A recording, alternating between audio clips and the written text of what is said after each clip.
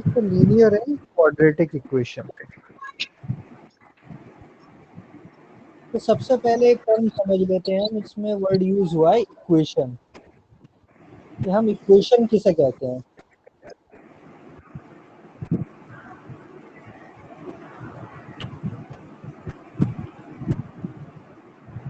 एक word equation होता है और एक आइडेंटिटी होता है। देखो जब भी इक्वेशन वर्ड यूज हो रहा है यानी किसी को इक्वेट कर रहा है, यानी बीच में क्या है, एक प्लस साइन है, लेफ्ट हैंड साइड में कुछ है और इधर राइट हैंड साइड में कुछ। तो इस टाइप की ये जो फॉर्म होती है ये कहलाती है इक्वेशन।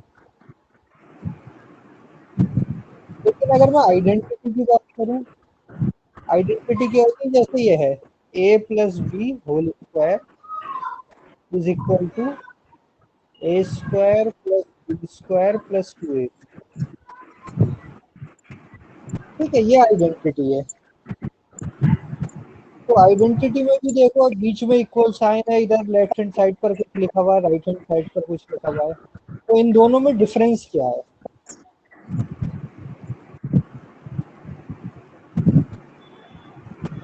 इन दोनों में डिफरेंस क्या हुआ?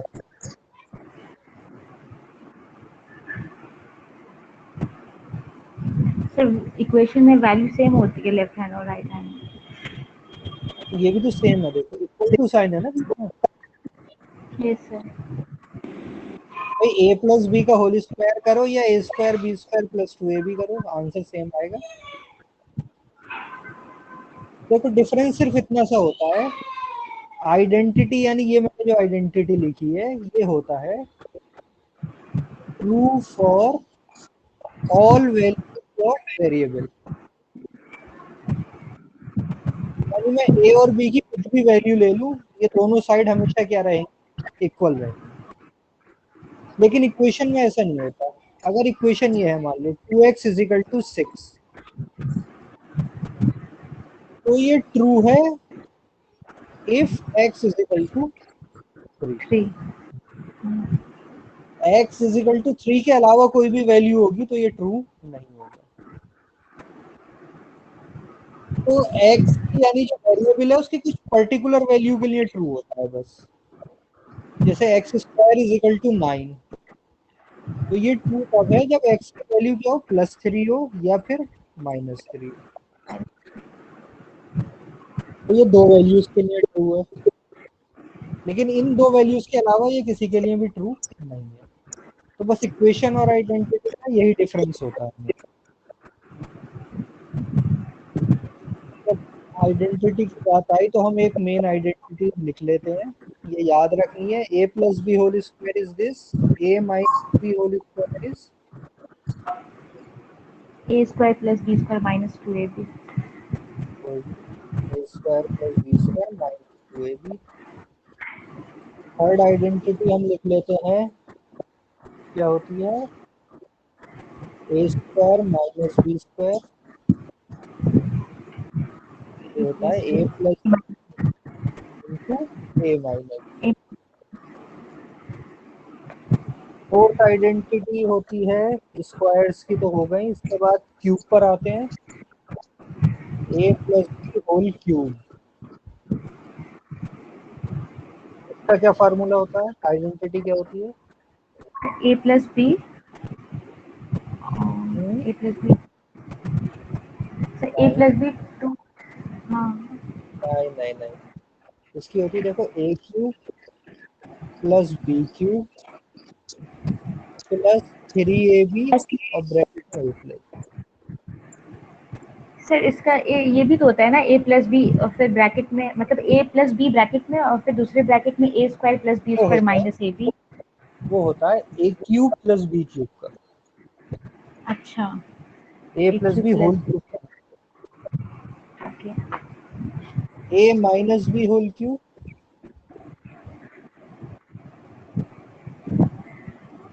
सेम यही फॉर्म, सिर्फ क्या हो जाएगा, माइनस आ जाएगा।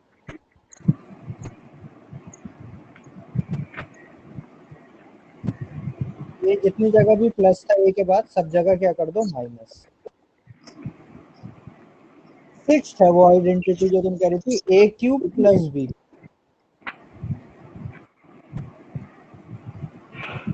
ये होता है ए प्लस बी ब्रैकेट में A square plus B square minus nice. 7 A cube minus B cube, ये हो जाता है ए माइनस माइनस, बी, हाँ A square plus B square plus A. Plus A. Seventh identity, eighth identity लिख लेते हैं हम, A plus B plus C का होल स्क्वायर। तीन वेरिएबल है, तो ये इक्वल टू होगा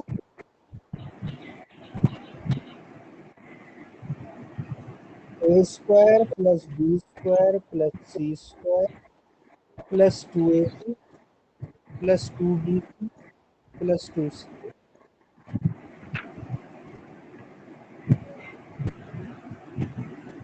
और लास्ट आइडेंटिटी जो है हमारे काम की वो है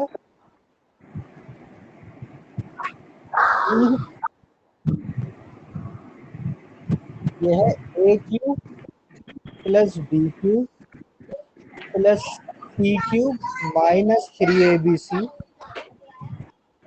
ये किसके इक्वल होती है, याद है कुछ?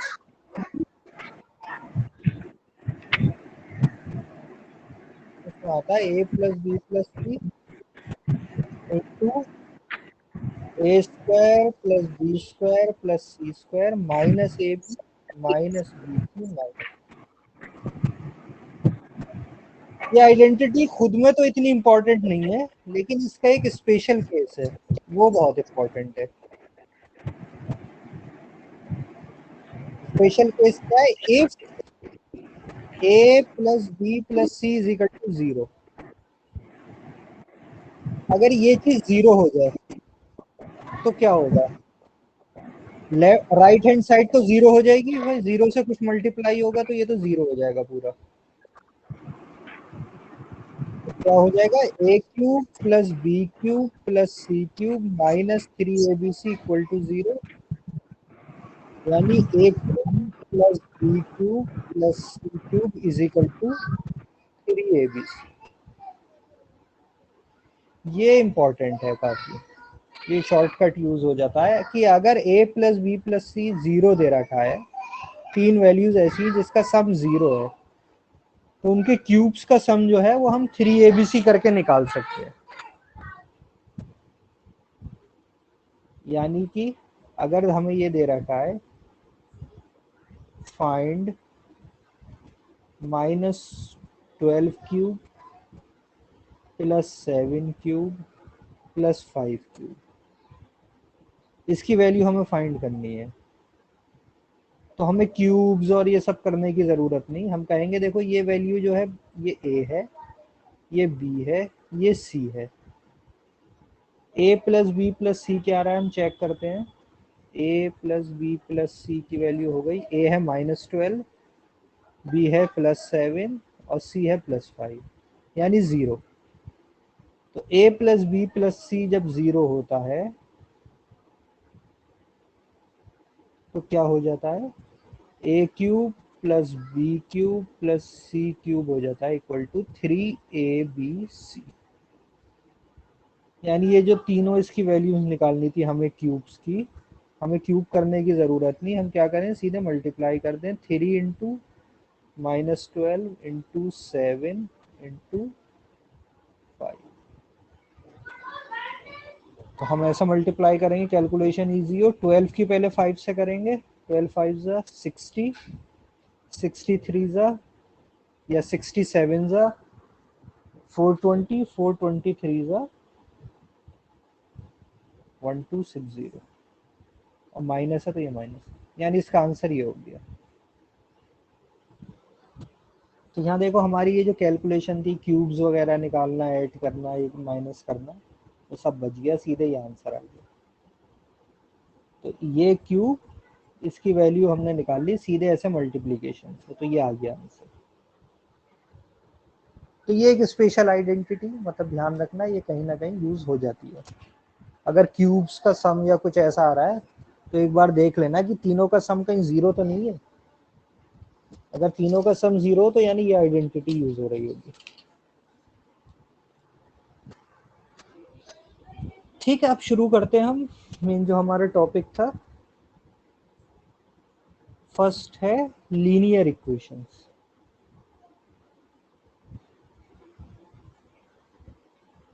तो हमें जो पहला टॉपिक पढ़ना है वो है लीनियर इक्वेशंस। लीनियर का मतलब होता है कि जो भी वेरिएबल यूज हुआ है उसके अंदर उसकी हाईएस्ट जो पावर होगी वो कितनी होगी, 1, जिसको हम कहते हैं डिग्री भी कहते हैं। किसी भी इक्वेशन या एक्सप्रेशन में डिग्री का मतलब होता है जो भी वेरिएबल यूज हो रहा है उनकी हाईएस्ट पावर क्या है, 1, तो वो कहलाएगा लीनियर। क्वाड्रेटिक में क्या होता है, डिग्री हो जाती है 2, क्यूबिक में हो जाती है डिग्री 3। यानी इसमें x टाइप का टर्म होगा, इसमें एक्स स्क्वायर का टर्म होगा, क्यूबिक में x की पावर 3 का टर्म। तो लीनियर इक्वेशन की सबसे पहली कैटेगरी इन वन वेरिएबल, यानी सिर्फ एक वेरिएबल यूज हो रहा है, तो वो इस टाइप की फॉर्म होगी। मान लो 2x plus 4 is equal to 18। इस टाइप की इक्वेशन को हम कहेंगे linear equation in one variable. ये लीनियर इक्वेशन है और वेरिएबल क्या है, 1 है।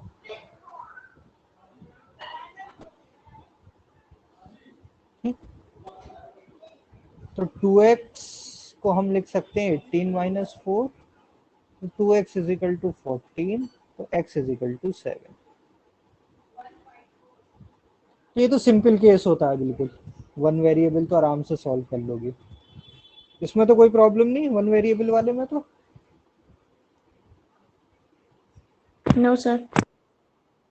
No sir. है ना। अब सेकंड पर आते हैं, linear equation in two variable. Two variable, two variable देखो यानी दो वेरिएबल हैं एक्स और वाई। तो जब भी टू वेरिएबल की बात हो तो एक चीज ध्यान रखना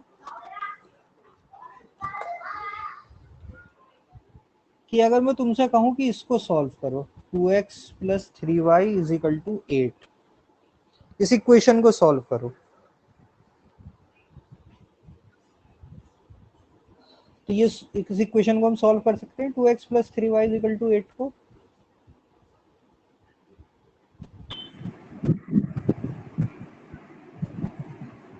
नहीं सर। इसके कितने सॉल्यूशन हो सकते हैं।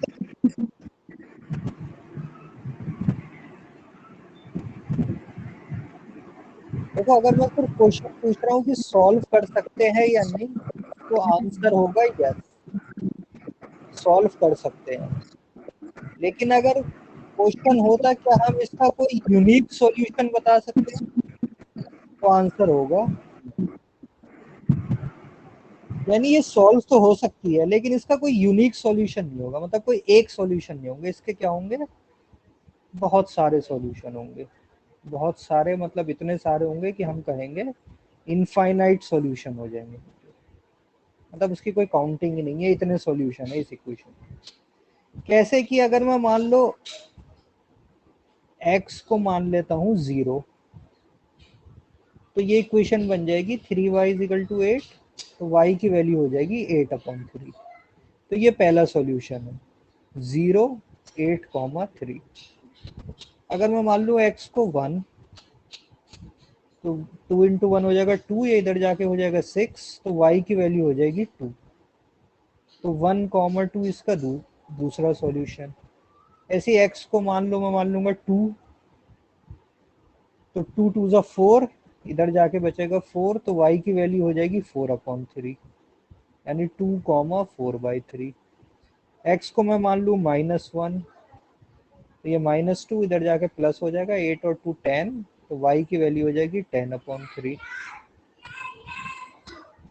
तो ये सारे जितने आ रहे हैं ये सब क्या आ रहे हैं, सॉल्यूशंस आते जा रहे हैं। तो इसके कोई लिमिट नहीं है, एक्स को तो हम कुछ भी एज्यूम कर सकते हैं, वाई को सॉल्यूशन आता रहेगा। तो इसके कितने सॉल्यूशन हो जाएंगे इस टाइप से, इनफाइनाइट सॉल्यूशन। तो देखो मैथमेटिक्स का एक जनरल रूल है, इक्वेशंस क्या आगे किसी भी चैप्टर में जब भी इक्वेशन बनेगी तो हमेशा याद रखो कि यूनिक सॉल्यूशन आप तभी निकाल सकते हो जब नंबर ऑफ वेरिएबल्स, यानी इक्वेशन में जितने भी वेरिएबल यूज हो रहे हैं should equal two numbers of equation, यानी जितने वेरिएबल हो उतनी ही इक्वेशंस होनी चाहिए। तो यहाँ पर अगर दो वेरिएबल हैं एक्स और वाई, तो यूनिक सॉल्यूशन निकालने के लिए मुझे क्या होना चाहिए, एक और इक्वेशन चाहिए। यानी अगर मैं तुम्हें इक्वेशन दूं कि इसका सॉल्यूशन बताओ 2x + 3y = 8 और 5x + 4y = 30, इनको सॉल्व करो। तो अब हम ये कह सकते हैं कि हाँ अब सॉल्यूशन हो सकता है कि दो वेरिएबल हैं x और y और दो इक्वेशन है, इक्वेशन 1 एंड इक्वेशन 2। तो number of variable is equal to number of equation. तो यस, अब हम इसका यूनिक सॉल्यूशन निकाल सकते हैं। तो अब हम ट्राई करके देखेंगे कि निकल सकता है या नहीं। तो इसे कैसे सॉल्व करते हैं, इस टाइप की इक्वेशन बनेंगी तो सर किसी एक को मतलब कॉमन करके वो कट जाए। ये बहुत ही कॉमन केसेस है कि दो लीनियर इक्वेशन बनेगी दो वेरिएबल में, ये बहुत कॉमन केस है, कई चैप्टर में ऐसा होगा। तो हमें एकदम से इनको सॉल्व करने का तरीका आना चाहिए। एक तरीका तो देखो कहलाता है सब्स्टिट्यूशन मेथड। सब्स्टिट्यूशन का मतलब क्या हुआ, सब्स्टिट्यूट कर दो कि 2x + 3y = 8 है, तो मान लो मैंने लिख लिया 3y = 8 - 2x, तो y की वैल्यू हो गई 8 - 2x/3। इस वैल्यू को सब्स्टिट्यूट कर दो इक्वेशन नंबर 2 में, तो ये हो जाएगा 5x + 4 × 8 - 2x/3 = 13। इसे अब सॉल्व कर लो। एक तरीका तो ये है, लेकिन ये क्या है, बहुत लेंदी मेथड है, टाइम लगता है इसमें हमें ज़्यादा, कैलकुलेशन बढ़ जाती है, तो हम इसको प्रीफर नहीं करते। समझ में तो आ गया ना सब्स्टिट्यूशन में क्या कर रहा है, यस सर। लेकिन इससे हम सॉल्व नहीं कर रहे, तो मैं यही रोक देता हूँ। हम जो सॉल्व करते हैं वो मेथड कहलाता है एलिमिनेशन मेथड, और यही सबसे फास्ट तरीका होता है लीनियर इक्वेशन सॉल्व करने का। एलिमिनेशन में क्या करेंगे हम, 2x + 3y = 8, 5x + 4y = 13। इसमें हम क्या करेंगे कि हम कोफिशिएंट को एलिमिनेट करते हैं। कोफिशिएंट्स क्या होते हैं, ये जो वेरिएबल के साथ नंबर्स लिखे होते हैं ये कोफिशिएंट्स है। मान लो मुझे y की वैल्यू निकालनी है, तो मैं क्या करूंगा, x को एलिमिनेट करूंगा। देखो इस तरीके से करते हैं। अगर मुझे फाइंड करना है y, तो मैं एलिमिनेट किसे करूंगा, x को। अगर मुझे फाइंड करना है x, तो मैं किसे एलिमिनेट करूंगा, y को। तो ये याद रखना कि अगर क्वेश्चन में मान लो x y में से कोई एक पूछा है, तो तुम्हारा फोकस ये होना चाहिए कि अच्छा मुझसे y पूछा है, तो मैं डायरेक्ट y ही निकाल लूँ, x को एलिमिनेट कर दूँ। अगर x पूछा है तो y को एलिमिनेट करूँ। ये नहीं कि पहले y निकालना है फिर x निकालना है, स्टेप बढ़ाने से, कैलकुलेशन बढ़ाने से कोई फायदा नहीं। तो हम डायरेक्ट करेंगे। अगर दोनों पूछा है तो फिर आप किसी को भी कर सकते हो, फिर आपके ऊपर है, जिसमें ज़्यादा कम कैलकुलेशन लग रही है। तो देखो मुझे निकालना है मान लो y, तो मैं एलिमिनेट करूंगा x को। यहाँ पर है 2 और यहाँ पर है 5, तो ऐसा करूं कि अगर मैं इस पूरी इक्वेशन को 5 से मल्टीप्लाई कर दूं और इस इक्वेशन को 2 से मल्टीप्लाई कर दूं, तो देखो नई इक्वेशन क्या आ रही है। ये तो इक्वेशन 1 2 थी, नई इक्वेशन आएगी हमारे पास। 5 से जब मल्टीप्लाई हो जाएगा तो 10x plus 15y is equal to 40, ये हो जाएगी थर्ड इक्वेशन। और ये हो जाएगा 10x plus 8y is equal to 26, equation number 4। अब इसे कर दो माइनस, तो ये एलिमिनेट हो गया। देखो 10x एलिमिनेट हो गया। 15y माइनस 8y यहाँ पर आ गया, और राइट हैंड साइड में आ गया 40 माइनस 20। तो 15 minus 8 is 7y is equal to 40 minus 26 is 14। y की वैल्यू क्या हो गई 2। तो देखो हमने एलिमिनेशन यूज किया, हमें y चाहिए था तो डायरेक्ट हमने y निकाल लिया 2। क्लियर? ये इसी तरीके से जल्दी जल्दी आपको करना होगा। ये दो इक्वेशन है। अच्छा ये 2 5, तो 5 से मल्टीप्लाई करके ये लिखा, 2 से मल्टीप्लाई ये माइनस y की वैल्यू आ गई। अब हमें x भी निकालना है, तो x के लिए हम फिर से दोबारा एलिमिनेट नहीं करेंगे। हम क्या करेंगे, अब सब्स्टिट्यूट कर देंगे किसी भी इक्वेशन में। मान लो इक्वेशन 1 में रख दिया मैंने, तो ये हो जाएगा 2x plus 3 into 2, 3 into 2 is 6 is equal to 8। तो 2x is equal to 2, x is equal to 1। तो इस इक्वेशन का सॉल्यूशन आ गया x इज इक्वल टू 1 और y is equal to, this is our unique solution. ठीक, तो ये तरीका होता है जल्दी जल्दी फटाफट हमें एलिमिनेट करने का। अगर मान लो इस तरीके से होती equation 10x plus 5y is equal to 2 और minus 5x plus 4y is equal to 8, मान लो इस तरीके से इक्वेशन। तो एलिमिनेट करने के लिए किससे मल्टीप्लाई करें, कौन सा ज्यादा इजी, किसको एलिमिनेट करना ज्यादा इजी है, x को या y को? सर y को। y को एलिमिनेट करना इजी है या y कैलकुलेट करना इजी है? y कैलकुलेट करना इजी, x को एलिमिनेट करना। हाँ, x को एलिमिनेट, क्योंकि देखो अगर इस इक्वेशन को मैं ऐसे रहने देता हूँ, यहाँ देखो 10 है और ये 5 है, तो अगर सिर्फ इसको 2 से मल्टीप्लाई कर दूं तो ये क्या बन जाएगा, minus 10x plus 8y is equal to 16। अब मैं क्या करूंगा, इस इक्वेशन 2 तो बन गई, इक्वेशन 3, इक्वेशन 1 और 3 में क्या ऑपरेशन करूंगा, सब्ट्रैक्शन करूंगा या कुछ और करूंगा इस बार?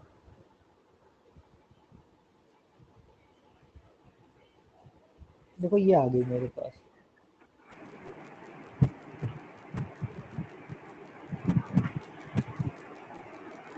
तो इन दोनों में क्या ऑपरेशन होगा,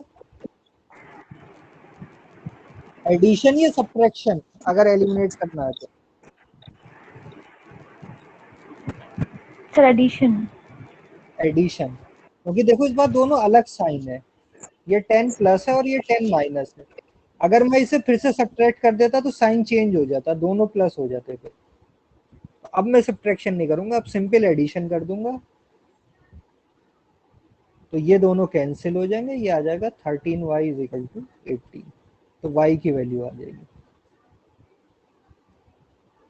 तो इस तरीके से डायरेक्ट तो आपको क्वेश्चन नहीं मिलेगा एग्जाम में कि दो लीनियर इक्वेशन दी कि इसे सॉल्व करो, लेकिन ये चैप्टर्स में कई जगह बनेंगी लीनियर इक्वेशन, तो आपको सॉल्व करना आना चाहिए और तेजी से सॉल्व करना आना चाहिए। तो सबसे सही मेथड कौन सा है, एलिमिनेशन मेथड। तो जो भी आपके पास बुक्स और नोट है उसमें से लीनियर इक्वेशन में 2 वेरिएबल में एलिमिनेशन मेथड पे फोकस करना, ये इंपॉर्टेंट है हमारा। ठीक है, एलिमिनेशन मेथड से फास्ट एक और मेथड होता है,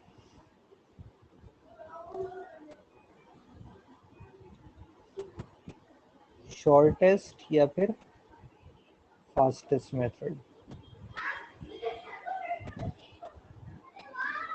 वो होता है ऑप्शंस। इक्वेशंस के अंदर ऑप्शंस बहुत हेल्प करते हैं। जब भी जिस चैप्टर में तुम आओ उसमें इक्वेशन बन रही है कहीं ना कहीं, तो जैसी इक्वेशन बने तो फौरन फोकस सबसे पहले करो ऑप्शंस की तरफ, कि क्या पता ऑप्शन से कुछ हमें मिल रहा है या नहीं। जैसे मान लो ये इक्वेशन मैंने तुम्हें दे रखी थी कि 10x plus 5y is equal to 2 और minus 5x plus 4y is equal to 8। तो ऑप्शन जो तुम्हें गिवन होंगे उसमें x और y की वैल्यूज कुछ ना कुछ गिवन होंगी तुम्हें इस तरीके से, x is equal to 2, y is equal to 3। ठीक है, तो एक तरीका ये होता है कि यहाँ से x और y की वैल्यू ले रखो और इसके अंदर रख के देख लो, चेक कर लो कि ये इक्वेशन सही आ रही है या नहीं, तो तुम्हें डायरेक्ट आंसर पता चल जाएगा। कोई मेथड, एलिमिनेशन, सब्स्टिट्यूशन किसी की जरूरत नहीं पड़ेगी। तो दो अगर लीनियर इक्वेशन है जिसके तुम्हें आंसर ऑप्शन से मिल सकते हैं तो बेस्ट मेथड है कि आप ऑप्शन पुट करो। अगर ऑप्शन से नहीं मिल रहा है तो फिर सबसे अच्छा मेथड है एलिमिनेशन। याद रहेगी ये चीज? सर वो जो ऊपर आप एलिमिनेट किए 10x, तो वहाँ पे यूजुअली तो सारा साइंस चेंज कर देते हैं लोग, मतलब जैसे आप सिर्फ 10 के साथ बोले। साइन चेंज करने का मतलब होता है, साइन चेंज तब होते हैं जब हम सब्ट्रैक्ट करते हैं। सब्ट्रैक्शन का मतलब होता है सारे साइन चेंज कर दो, जैसे ये किया था ऊपर, यहाँ इसका साइन चेंज किया, इसका साइन चेंज किया, इसका साइन चेंज किया, लेकिन यहाँ मैंने कोई साइन चेंज ही नहीं किया, यहाँ तो माइनस पहले से दे रखा था। हो रहा था, हाँ। ये इक्वेशन क्या बनी, ये इस फॉर्म में बनी, तो मैंने ऐसी इक्वेशन लिखी और डायरेक्ट ऐड किया है बस, जी सर। मैंने कोई साइन चेंज नहीं किया। तो अगर जिसको हम एलिमिनेट करते हैं वो अपोजिट साइंस के हैं पहले से ही, तो हम सब्ट्रैक्ट नहीं करते, फिर ऐड करते हैं। Yes sir. अगर जिसको एलिमिनेट करना है वो सेम साइन के, तो हम सब्ट्रैक्ट करते हैं। जी सर, समझ।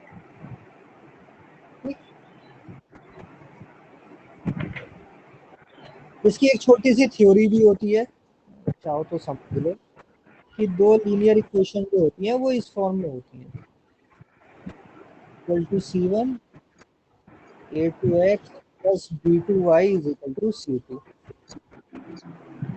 तो इसमें हम बता सकते हैं कि यूनिक सॉल्यूशन कब होता है, जब A1 upon A2 is not equal to B1 upon B2।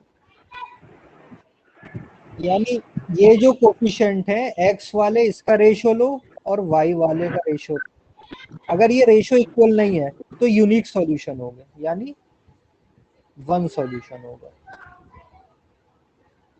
अगर A1 अपॉन A2 तो इक्वल हो B1 अपॉन B2 पे, लेकिन C1 अपॉन C2 के इक्वल नहीं हो, तो फिर ऐसे केस में हम कहते हैं नो सॉल्यूशन पॉसिबल, यानी बिना इक्वेशन सॉल्व करे हम रेशो से बता सकते हैं, तो इसमें सॉल्यूशन होगा जीरो, जीरो सॉल्यूशन, कोई सॉल्यूशन पॉसिबल नहीं है। और लास्ट है अगर तीनों इक्वल हो जाए, तो ऐसे में होते हैं इनफाइनाइट सॉल्यूशन, यानी मैनी सॉल्यूशंस, बहुत सारे, इतने सॉल्यूशन है कि हम काउंट नहीं कर सकते। देखो मैं यहाँ लिख के दिखा रहा हूँ, जैसे 3x plus 2y is equal to 5 और 6x plus 4y is equal to 10।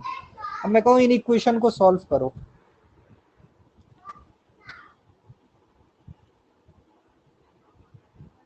तो इधर देखो, यहाँ 3 है, ये 6 है, इसका रेशियो देखो 3 अपॉन 6, इसका ratio low coefficient of y का और इसका कोफिशिएंट, सारे रेशियो सेम आ रहे हैं, ये भी 1/2 हो गया, ये भी 1/2 हो गया, ये भी 1/2, यानी इस इक्वेशन को अब हम सॉल्व किस फॉर्म में कर सकते हैं, इसके अब इनफाइनाइट सॉल्यूशन होंगे। यानी अगर मैं इसमें x1 ले लूं और y भी 1 ले लूं, तो एक सॉल्यूशन तो यह है कि x1 y1, तो यही सॉल्यूशन इस सेकंड वाली इक्वेशन का भी हो जाएगा। एक्चुअल में ये दोनों सेम इक्वेशन है, देखो 3x plus 2y is equal to 5 है। अगर मैं इसे 2 से मल्टीप्लाई कर दूं तो मुझे क्या मिल जाएगा, 6x plus 4y is equal to 10। तो ये दो अलग इक्वेशन नहीं है, ये दोनों क्या है, एक ही इक्वेशन है। और वन इक्वेशन के लिए अभी हमने पहले पढ़ा था कि अगर वन इक्वेशन है तो इसके कितने सॉल्यूशन हो सकते हैं, इनफाइनाइट। ठीक है।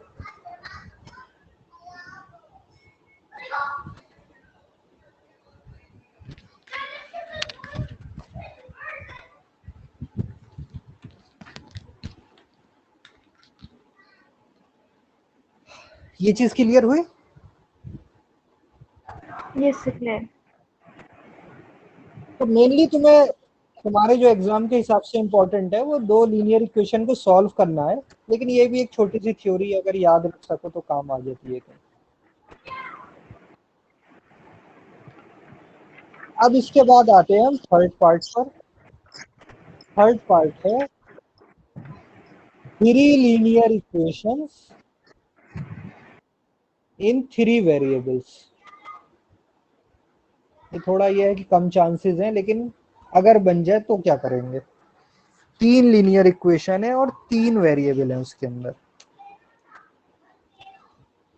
यानी वो मान लो इस तरीके से x plus 2y plus 3z is equal to 14, 2x plus y plus 2z is equal to 10, 3x plus 3y plus 4z is equal to 21।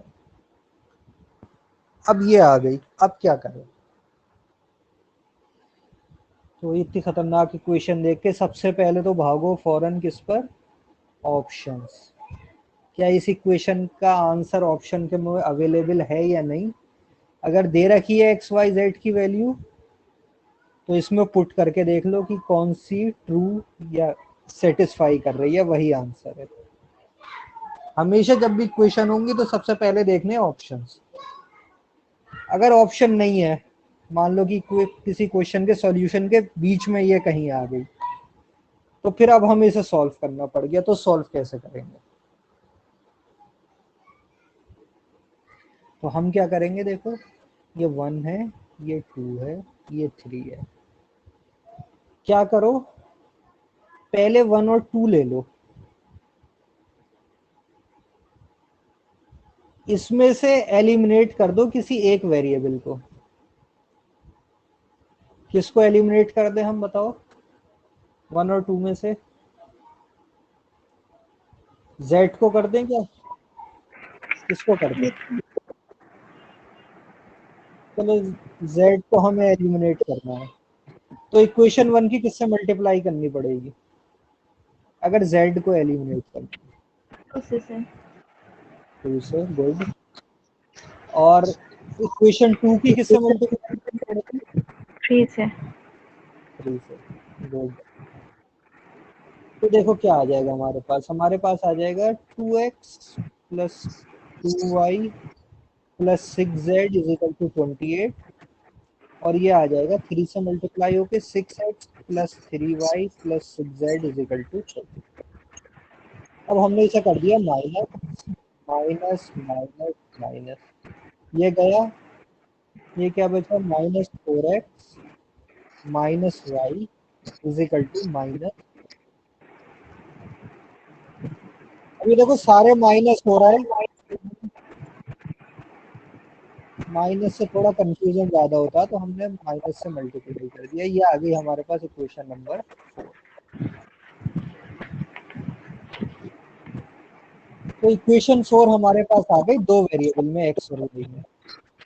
अब क्या करेंगे, क्या लॉजिक बनता है कि सेकंड और थर्ड को लो और इसमें से भी एलिमिनेट कर दो जेड को। तो किससे मल्टीप्लाई करना पड़ेगा, जेड से करने के लिए इक्वेशन 2 को किससे करना पड़ेगा, 2 से। जेड को एलिमिनेट करना है, तो हमारे पास इक्वेशन आ जाएगी 4x plus 2y plus 4z is equal to 20। और इक्वेशन 3 को ऐसी रहने दो, उसमें ज़रूरत ही नहीं हमें करने की, क्योंकि उसमें पहले से ही 4z है इक्वल टू 21। सब्ट्रैक्ट कर दो, ये गया 4x माइनस 3x हो गया x, और ये हो गया minus y is equal to -1। ये क्वेश्चन नंबर आ गई 5। इसके नीचे लिख दो x minus y is equal to -1। ये क्वेश्चन नंबर आ गई 5। अब 4 और 5 में से आंसर निकालना है तो क्या करें?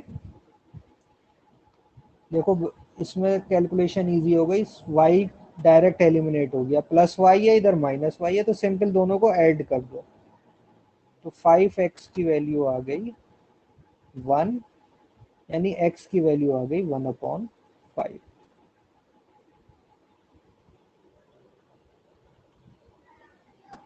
इस वैल्यू को क्या करेंगे अब हम?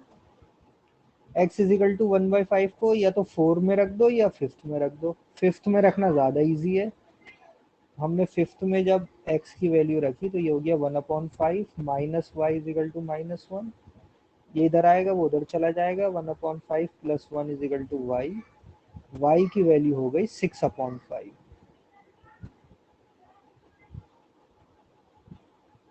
अब क्या करें जब x और y मिल गया तो? अब इन इक्वेशन 1 तीनों, या 2 में हाँ, तीनों में से किसी में भी रख दो। तो सबसे छोटे कोफिशिएंट देखो किसमें लग रहा है, इसमें लग रहा है मुझे, तो मैं इसमें रख देता हूँ क्वेश्चन नंबर 2। इससे मुझे z की वैल्यू मिल जाएगी। तो हो गई सॉल्व ऐसी इक्वेशन। तो याद रखना, अगर 3 लीनियर इक्वेशन और 3 वेरिएबल में आ जाए तो पहले एक किसी कॉमन हम वेरिएबल को एलिमिनेट करेंगे। 1 और 2 ले सकते हैं, 2 और 3 ले सकते हैं, 3 और 1 ले सकते हैं, कोई सी भी दो का पेयर बना के ले सकते हो। उससे हमें दो वेरिएबल मिल जाएंगे, उन दोनों वैल्यू को सॉल्व कर लो और फिर उसे किसी भी इक्वेशन में 1 2 3 में से रख के थर्ड जो वेरिएबल है उसको निकाल लो। ठीक, तो ये इस टाइप से हम सॉल्व कर लेते हैं। तो ये लीनियर इक्वेशन की थ्योरी है। कुछ अब स्पेशल टाइप की लीनियर इक्वेशन होती हैं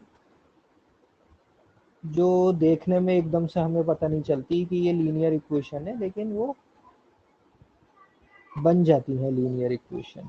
जैसे मान लो 2/x plus 3/y is equal to 2, 8/x minus 6/y is equal to 2। इसमें मान लो ऑप्शन दे रखे हैं 1 4, बी दे रखा है 2 3, सी दे रखा है 4 2, डी दे रखा है 1 5। ये एक्स और वाई की वैल्यूज है मतलब। तो देखो इसे लीनियर इक्वेशन को कैसे सॉल्व करेंगे, कैसे बनाएंगे इसे लीनियर इक्वेशन?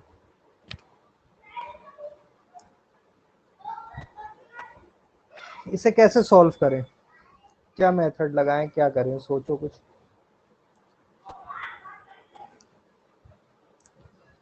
सबसे फास्टेस्ट तरीका क्या है इसे सॉल्व करने का?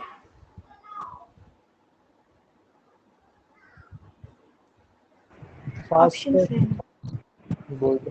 सबसे फास्टेस्ट तरीका, अच्छा ये इक्वेशन है, एक्स वाई दे रखा है तो पुट करके देख लो। तो एक्स को 1 और वाई को 4 रखें। ऑप्शन ए कह रहा है x is equal to 1, y is equal to 4। तो इसमें रखा तो ये हो जाएगा 2/1 plus 3/4 is equal to 2। Solve करने की जरूरत नहीं, फौरन रुक जाओ, क्योंकि 3/4 क्या है, फ्रैक्शन है, यानी ये क्या आएगा, डेसिमल में आएगा। ये 2 है, 2 प्लस डेसिमल कभी भी 2 नहीं होगा, तो यहीं पे खत्म हो गया। Option A rejected. तो ज्यादा टाइम नहीं लगता ऑप्शन से, एकदम रिजेक्ट हो जाते हैं। 2 और 3 रखें तो देखो 2/2 प्लस 3/3, ये आ गया 1 प्लस 1 यानी 2, यानी सही है।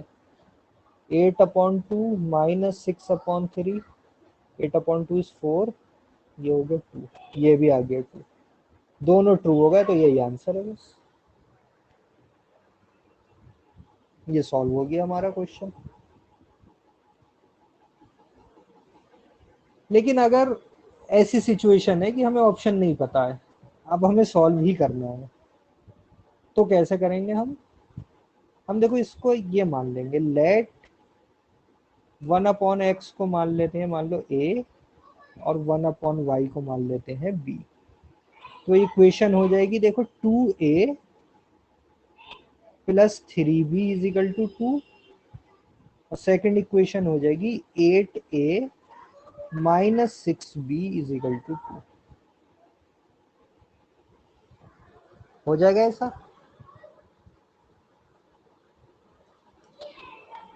तो जब भी इस तरीके से 1/x 1/y कुछ बन रहा है तो हमें क्या करना है, फौरन उसको कुछ एज्यूम कर लेना है ए बी, और फिर हम प्रॉपर वे में लीनियर इक्वेशन मिल गई, अब इसे सॉल्व कर लेना है।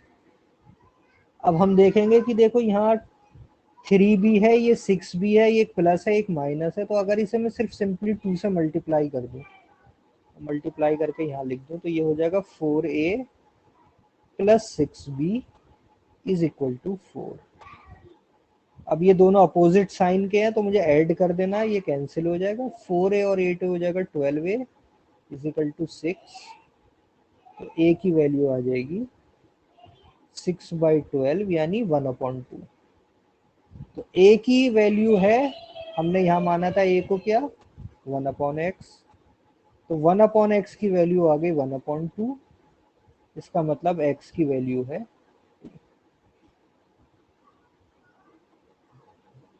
फिर हम ऑप्शन देख सकते हैं। y के लिए सॉल्व करना है तो जब a की वैल्यू मिल गई उसके बाद b निकाल लो, b से y मिल जाएगा हमें। ठीक, तो इस फॉर्म की कहीं भी दिखे इक्वेशन तो माइंड में सबसे पहले आने चाहिए क्या ऑप्शन अवेलेबल है। अगर ऑप्शन अवेलेबल है तो सबसे बेस्ट मेथड है ऑप्शन पुट करके देख लो, बहुत जल्दी आंसर मिल जाएगा, कैलकुलेशन भी सिंपल रहेगी। अगर नहीं है तो फिर हमें पता होना चाहिए कि हम इसको इस फॉर्म में एज्यूम करते हैं ए और बी, और फिर इन्हें सॉल्व कर लेते हैं। लेकिन याद रखना कि जो भी ए का आंसर आए उसको लास्ट में 1/x से इक्वेट करना है, क्योंकि आंसर में x है, ए और बी नहीं है।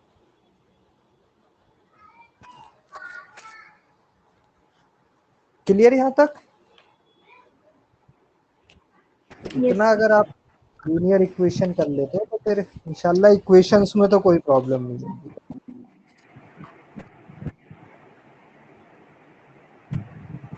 लेकिन इसके बाद क्या आएगा, फिर आपको जो नेक्स्ट इसमें पूछेगा वो ये पूछेगा,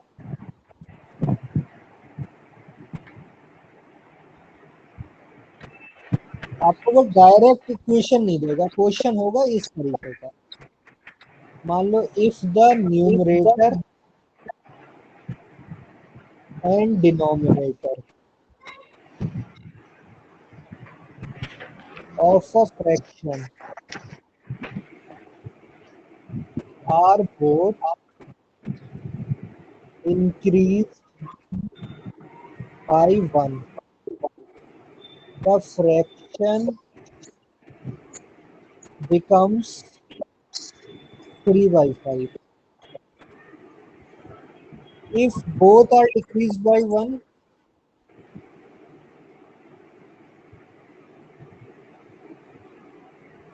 the fraction becomes 5/1. Find the fraction. Fraction बताना हमें क्या है। ऑप्शन ए है मान लो 10/17, ऑप्शन बी है 11/19, ऑप्शन सी है 13/21, ऑप्शन डी है 17/27।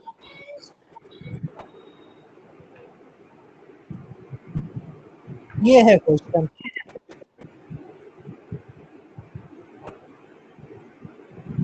क्या दे रखा है, numerator and denominator of a fraction are both increased by 1, दोनों को 1 किया तो फ्रैक्शन कितना हो गया 3/5।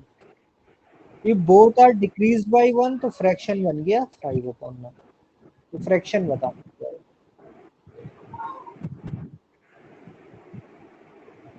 तो हम फ्रैक्शन को मान लेते हैं, let fraction be x upon यानी न्यूमरेटर x ले लिया और डिनोमिनेटर ले लिया y। अब क्या करें? Sir x minus 1 by y minus 1 is equal to 3/5। x minus 1 over y minus 1 is equal to 3/5। ये आ गई पहली। सेकंड में क्या कह रहा है? नहीं, पहले में इंक्रीज है x प्लस 1 y, प्लस 1 दूसरे में डिक्रीज है दोनों को, तो ये हो गया 5/9।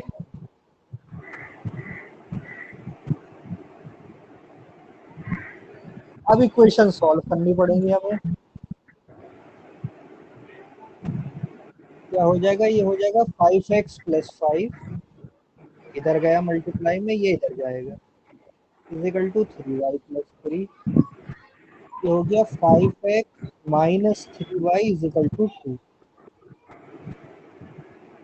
ये 9 इधर मल्टीप्लाई, ये इधर मल्टीप्लाई, ये हो गया 9x minus 9 is equal to 5y minus 5। 9x minus 5y is equal to हो गया 4।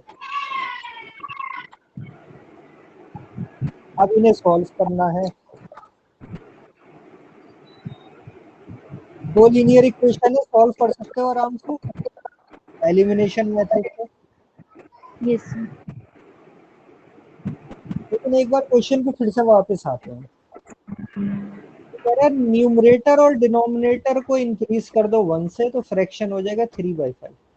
तो हम डायरेक्ट ऑप्शन से चेक ना कर ले। हम ऑप्शन ए दिया है 10/70। अगर एक न्यूमरेटर में से कम करूंगा तो हो जाएगा 9, और डिनोमिनेटर में से एक कम करूंगा ये हो जाएगा 16। ये 3/5 नहीं बन रहा, ऑप्शन ए रिजेक्ट है। Option B 11/19। न्यूमरेटर डिनोमिनेटर में से 1 ऐड करना था। चलो ये तो फिर भी रिजेक्ट हो रहा था। 1 ऐड करेंगे तो ये हो जाएगा 12 और ये हो जाएगा 20। 12/20 में कॉमन है 4, तो 4 से कैंसिल करो तो ये हो जाएगा 3/5। पहली कंडीशन ट्रू हो रही है। दूसरी कंडीशन चेक करते हैं। 11/19 था, 1 माइनस किया तो ये हो गया 10, इसे 1 माइनस किया ये हो गया 18, ये हो गया 5। ये भी सही है। तो आंसर हो गया हमारा 11/19। तो हमें ये सब करने की जरूरत ही नहीं। फ्रैक्शन भी x/y दिस क्या क्यों करो जब सीधे आंसर दे रखा है। तो क्या कर सकते हैं? क्या करना है? ऑप्शंस देख लेना। ऑप्शन देखने हैं, उससे पहले क्या करना है? दिमाग को अप्लाई करना है। यही दिमाग की एप्लीकेशन है, यही सिलेक्शन कराता है, बाकी क्या है सर? कि हम पढ़ के तो गए एलिमिनेशन, हमने कहा कि नहीं हमें आता भी है और ये क्वेश्चन भी लग रहा है और हम तो एलिमिनेशन से ही करके अब करेंगे आराम से, चाहे 2 मिनट लगे 5 मिनट लगे या 10 मिनट, करके ही मानना है इस क्वेश्चन। तो ये नहीं करना है। हमेशा माइंड सबसे पहले देखो, ऑप्शन से कुछ एकदम से आ सकता है या नहीं। इक्वेशंस वाले में तुम्हें बहुत हेल्प मिलेगी। इक्वेशंस वाले में तो क्वाड्रेटिक इक्वेशन हो, लीनियर हो, वहां बहुत हेल्प मिलती है। लेकिन जब टीचर्स ये पढ़ाते हैं बच्चों को, तो टीचर्स भी क्या होते हैं, अपग्रेड होते रहते हैं। तो वो क्या करते हैं, क्वेश्चन को चेंज कर देते हैं। वहां फिर ये नहीं दिया होता फाइंड अ फ्रैक्शन, उसकी जगह होता है sum of numerator and denominator is. ऐसे ऑप्शन हो जाए 30, 25, 21, 29। अब इसमें तुम्हारे पास ये चीज हट गई कि अब फ्रैक्शन की जगह क्या हो गया, दोनों के सम हो गए। अब तुम नहीं लगा सकते, अब तुम्हें क्या करना पड़ेगा, इक्वेशन से सॉल्व ही करना पड़ेगा।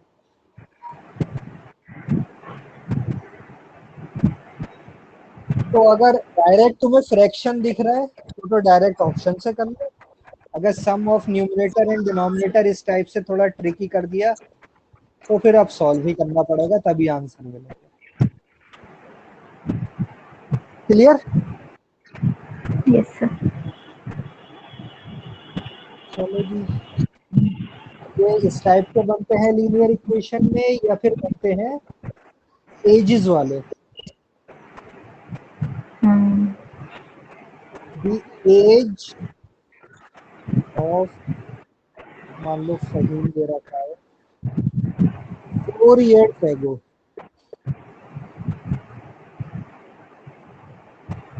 was 4 times the Sachin age। Age of Faheem दे रखी 4 years ago क्या थी? 4 times the Sachin age। Fahim as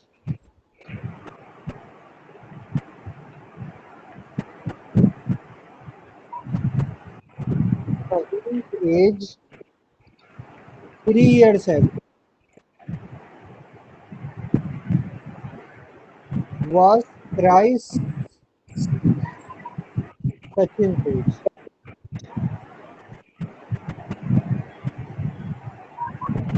तो पूछ रहा है 5 years ago Fahim age was how many times Sachin age।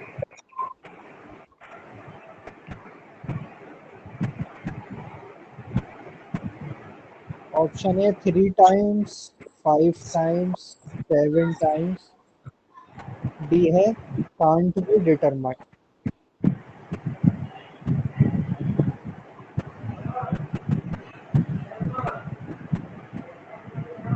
देखो एजेस वाले में एक चीज हमेशा याद रखो, हम हमेशा एज्यूम करेंगे प्रेजेंट एज। आपको क्वेश्चन में कुछ भी दे रखा है, आप एज्यूम करोगे present age. Present age of Fahim मान लेते हैं हम एक्स, और सचिन की एज मान लेते हैं वाई। अब देखो क्या दे रखा है, age of Fahim was 4 years एगो। 4 years एगो की बात हो रही है, तो पहले हम बना रहे हैं 4 years एगो। तो 4 years एगो में फहीम की एज हो जाएगी x-4 और सचिन की एज हो जाएगी y-4। तो दे रखा था age of Fahim was 4 times the Sachin age, यानी सचिन की 4 टाइम्स है। तो पहली इंफॉर्मेशन हमें दी है this equal to 4 times y-4, यानी ये हो जाएगा x is equal to 4y, ये -16 होता है और +4 इधर जाएगा तो -4। ये आ गई इक्वेशन 1। फिर कह रहा है फहीम से एज 3 years एगो, यानी अब हम किसकी बात कर रहे हैं? 3 years एगो। तो फहीम की एज हो जाएगी x-3 और सचिन की एज हो जाएगी y-3। तो ये कह रहा है 3 years ago was thrice Sachin age. Fahim age जो है वो 3 times है सचिन एज, यानी इसका मतलब ये दिया है। तो ये हम लिख सकते हैं x is equal to 3y, ये हो जाएगा -9, ये +9 इधर, तो ये हो जाएगा -6। ये आ गया सेकेंड सिचुएशन।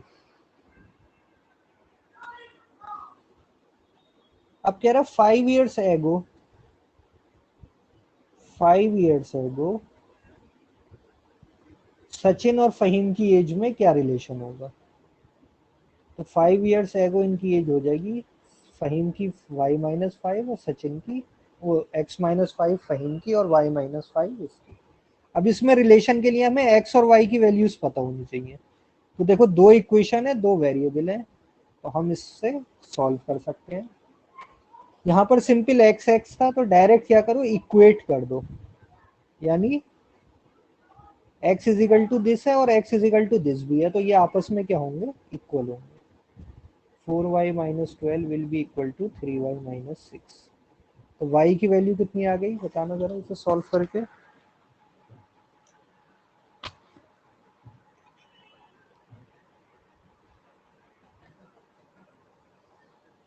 6 है। और x की वैल्यू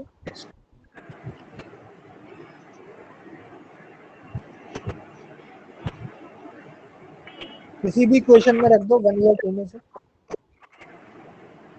2 ज्यादा 12। छोटे वेरिएबल ज्यादा सही रहेगा। 6 करीजा 18 माइनस 6।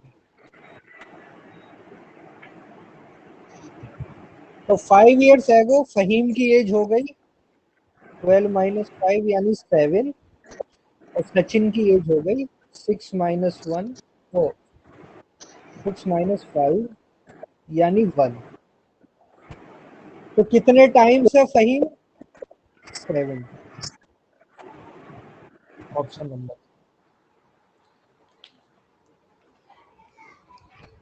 तो इस तरीके से ये लीनियर इक्वेशन सॉल्व होती है।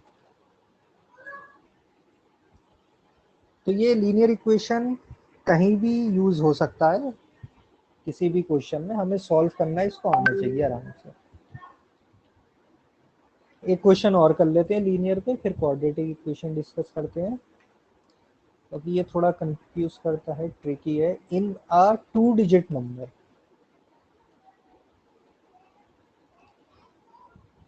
2 डिजिट नंबर दे रखा है, डिजिट्स डिफर बाय 2, दोनों डिजिट्स का डिफरेंस दे रखा है 2 है। 10 times the number, 10 times the number exceeds 5 times the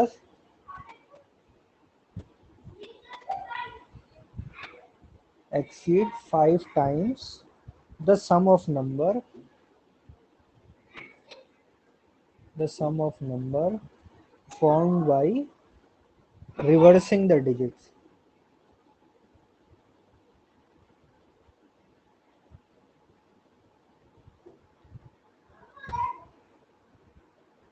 Reversing the digits and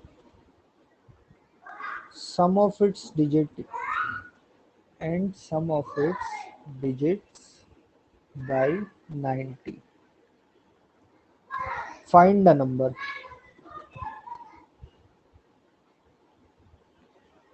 Find the number. Option A है 42, 45, 46, 48, ये दे रखा है।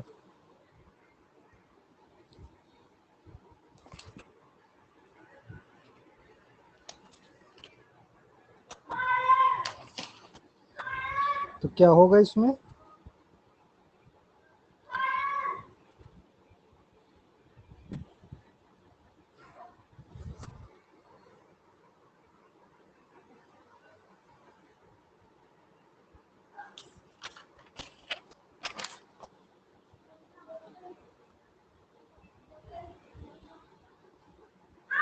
हम क्या करेंगे इसमें?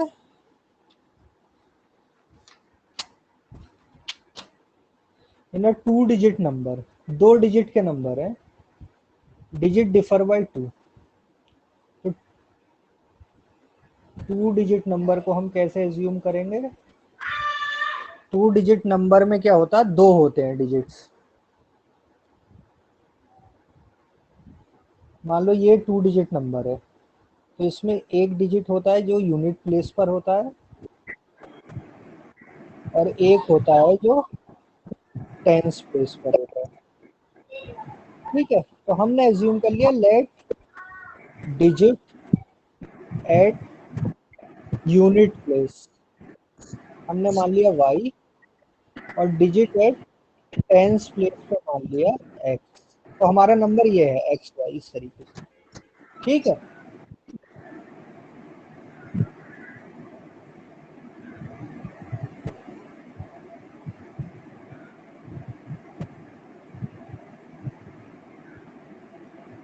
अब क्या करें हम? क्या कंडीशन दी है अब हम देखते हैं। डिफर बाय 2, तो डिफर बाय 2 का मतलब दोनों चीजें पॉसिबल है। देखो x माइनस वाई टू हो सकता है या फिर y माइनस एक्स टू हो सकता है, दोनों सिचुएशन बन सकती है। अभी हमें नहीं पता। कह रहा है 10 times the number exceed 5 times the sum of number found by reversing the digits and sum of its digits by 90। ये थोड़ी लिखी है, ये समझना पड़ेगा। 10 times the number, 10 times the number का मतलब क्या हो गया? 10xy। यानी जो नंबर है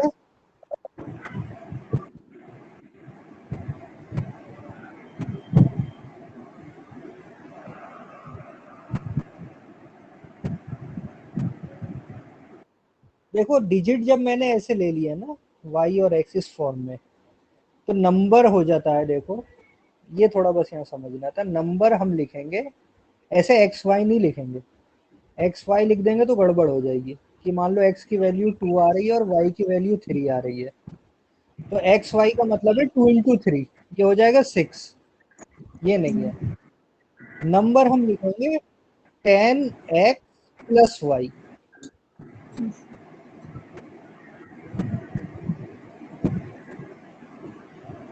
तो वो कह रहा है 10 टाइम्स द नंबर, यानी 10 इंटू 10x प्लस वाई, ये हो गया 10 टाइम्स द नंबर।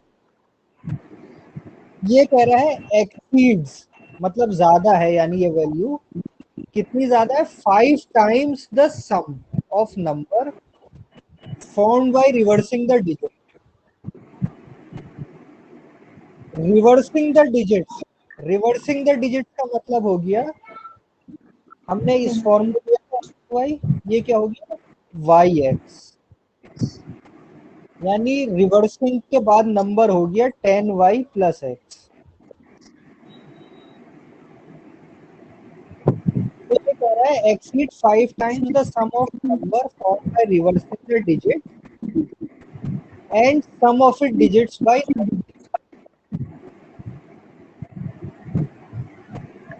यानी किसका सम करना है हमें? एक तो नंबर का सम करना है बाय रिवर्सिंग द डिजिट और सम ऑफ इट्स डिजिट। तो ये हो जाएगी situation, this minus 5 time sum of number by reversing the digit and sum of digits, ये हो जाएगा। और कितने से एक्सीड कर रहा है? बाय 9।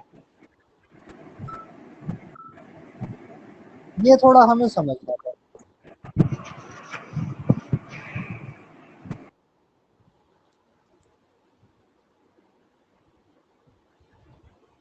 इसे हमें सॉल्व कर लेना है बस। ये हो जाएगा 100x plus 10y minus 5 into Y वाला हो गया 11y और x वाला हो गया 2x। तो 100x plus 10y minus 55y minus 10x is equal to 90। x वाला ये हो गया 90x और y इसमें से गया, ये हो गया minus 45y is equal to 90। 45 से सब डिवाइड हो रहा है तो ये हो गया 2x minus y is equal to 2। ये आ गई हमारे पास इक्वेशन नंबर 2। अब लेकिन डिफर में ये दोनों सिचुएशन है हमारे पास, तो हमें इन दोनों को सॉल्व करना पड़ेगा। मान लो पहले हम ले लेते हैं x minus y is equal to 2 और 2x minus y is equal to 2। तो क्या करो, माइनस कर दो।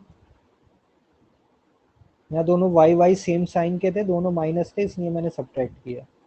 तो ये कैंसिल, ये हो गया minus x is equal to 0।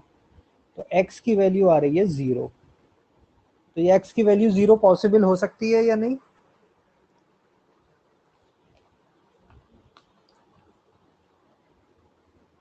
देखो हमने ओरिजिनल नंबर जो एज्यूम किया था वो ये फॉर्म में किया था एक्स वाई।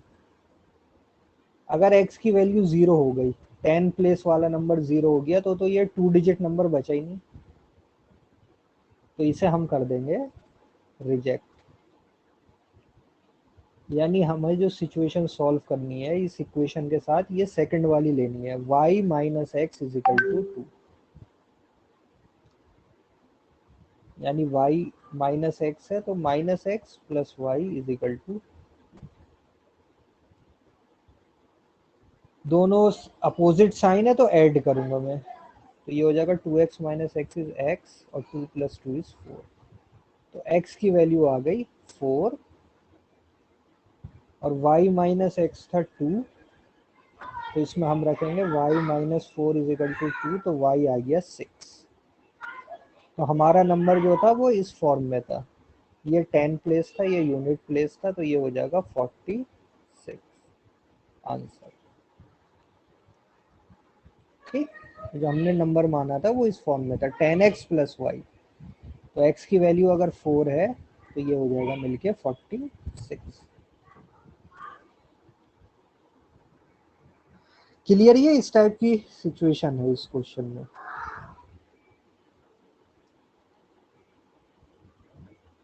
सर एक बार और एक क्वेश्चन बता दीजिए। देखो इसमें क्या दे रखा था, 2 डिजिट नंबर दिया था हमें, तो 2 डिजिट नंबर इस तरीके से हमने एज्यूम किया, इस पे यूनिट प्लेस और 10 प्लेस ये होते हैं, और इस नंबर को हम अगर लिखना हो तो इस फॉर्म में लिखते हैं 10x प्लस वाई। यहाँ तक तो क्लियर है? 2 डिजिट नंबर माने, नंबर आ गया ये। Yes. इसमें कह रहे हैं डिजिट का डिफर बाई 2, तो इसमें ये नहीं दिया कौन सी बड़ी कौन सी छोटी, तो दोनों हमने सिचुएशन ली, हमने कहा x माइनस वाई भी 2 हो सकता है और y माइनस एक्स भी 2 हो सकता है, तो ये दोनों में से कौन सी सिचुएशन है अभी हमें नहीं पता। फिर कह रहा है 10 times the number, 10 times the number, तो 10 टाइम्स द नंबर हो गया 10 into 10x plus y, 10 times the number exceeds, कितना एक्सीड कर रहा है 5 टाइम्स, यानी 5 से मल्टीप्लाई करना है आपको, सम ऑफ, किसका सम करना है, number form by reversing the digits, reversing the digits हो गई ये वाई एक्स हो गया, यानी 10y प्लस एक्स, तो सम करना है हमें 10y plus x, number form by reversing the digit and sum of its digit, तो दो चीजों का सम था, नंबर जो रिवर्स करके मिला और उनकी डिजिट्स का सम, तो उनकी डिजिट का सम हो जाएगा y प्लस एक्स। तो 5 टाइम ऑफ दिस ये एक्सीड कर रहा है बाई 90, ये हमारी इक्वेशन यहाँ आ गई। देखो 10 times the number exceeds 5 times the number formed by reversing the digits, ये रिवर्सिंग द डिजिट के बाद नंबर है, एंड सम ऑफ डिजिट्स इसका 5 टाइम बाई 90, ये इक्वेशन बनी हमारे पास। Yes, sir. इस इक्वेशन को सॉल्व किया तो हमें ये मिला 2x minus Y equal to 2। इसको हमने अब दो सिचुएशन थी, ये और ये, पहले इसके साथ रख के देखा तो x की वैल्यू आ गई 0, ये पॉसिबल नहीं है क्योंकि हमारे नंबर पे x जो है वो 10 प्लेस पर है, अगर यूनिट पे होता तब भी पॉसिबल था, लेकिन 10 पे पॉसिबल नहीं है, वरना डिजिट ही क्या हो जाएगी, सिंगल डिजिट हो जाएगी।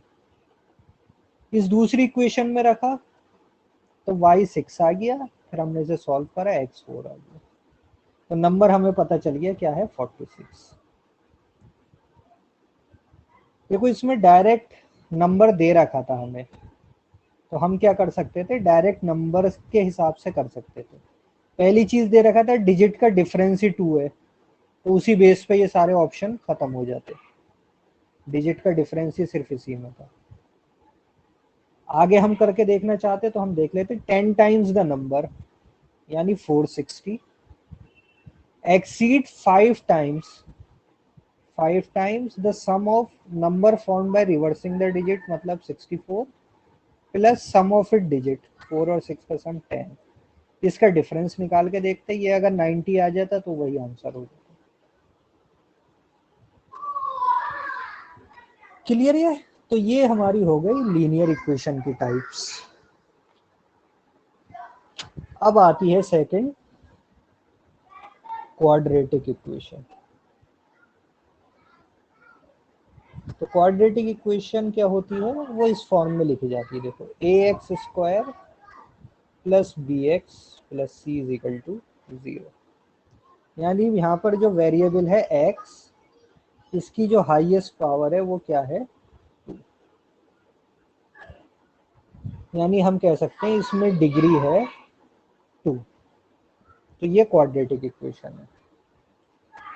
अगर क्यूबिक होती तो फिर इस तरीके से लिखा जाता है A X cube plus B X square plus C X square plus D is equal to 0।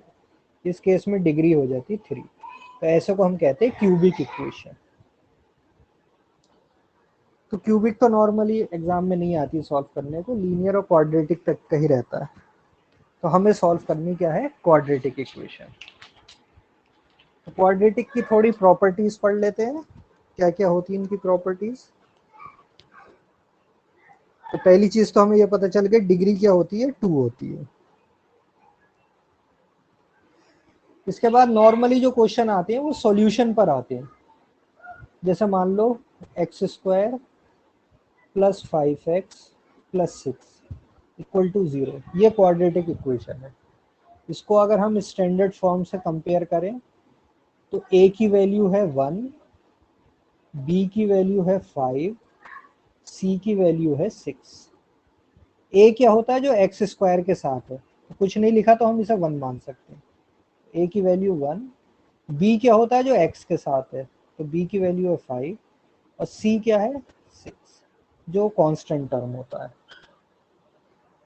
तो ये अगर एक क्वाड्रेटिक इक्वेशन दे रखी है आपको कि x square plus 5x plus 6, तो इसे कैसे सॉल्व करेंगे। नॉर्मली जो क्वेश्चन आते हैं वो आपके डायरेक्ट सॉल्यूशन पर बेस्ड होते हैं कि सॉल्व करना है।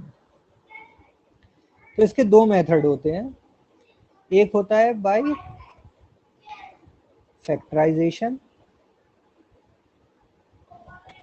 जिसे हम कहते हैं स्प्लिटिंग द मिडिल टर्म, यानी मिडिल टर्म को हम स्प्लिट कर लेते हैं, ब्रेक कर लेते हैं। दूसरा मेथड होता है by quadratic formula.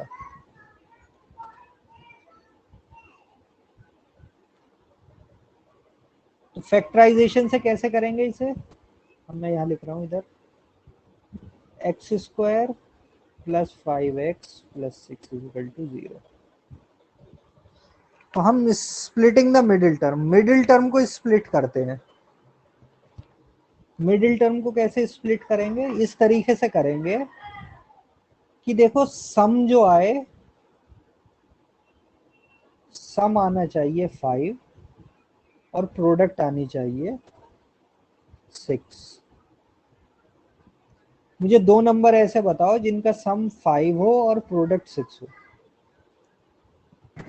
3 and 2। Simple, देखो समझ में आ रहा है। 3 + 2 5, 3 × 2 6। तो मैं अगर इसको ऐसे लिख लूँ, देखो x square plus 3x plus 2x plus 6, तो कुछ चेंज हुआ इस इक्वेशन में? इक्वेशन तो सही रही, अभी भी कुछ फर्क नहीं पड़ा। बस अब हमें क्या करना होता है, कॉमन ले लेना होता है बस।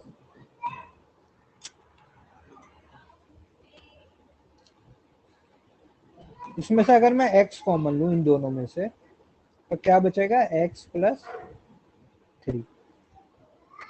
ठीक है, इन दोनों में से क्या कॉमन आ सकता है, 2x प्लस 6 में से 2 से 2,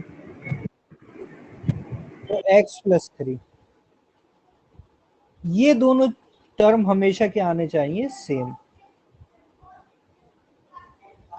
ये और ये सेम आने चाहिए। अब हम क्या कर रहे हैं, इस पूरे को जो सेम है उसे कॉमन ले रहे हैं। तो अब क्या बचा, यहां से तो x बचा और यहां से क्या बचा, +2। ये करना होता है हमें।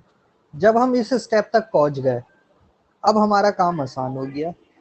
देखो यहाँ दो फैक्टर्स हैं, x प्लस 3 और x प्लस 2। इन दोनों की मल्टीप्लाई क्या है, 0। इन दोनों की मल्टीप्लाई 0 तभी हो सकती है, किसी भी दो नंबर की मल्टीप्लाई, मान लो a और b की मल्टीप्लाई मैं लिख रहा हूँ 0, तो ये तभी पॉसिबल है या तो ए जीरो हो या फिर बी जीरो या फिर दोनों जीरो।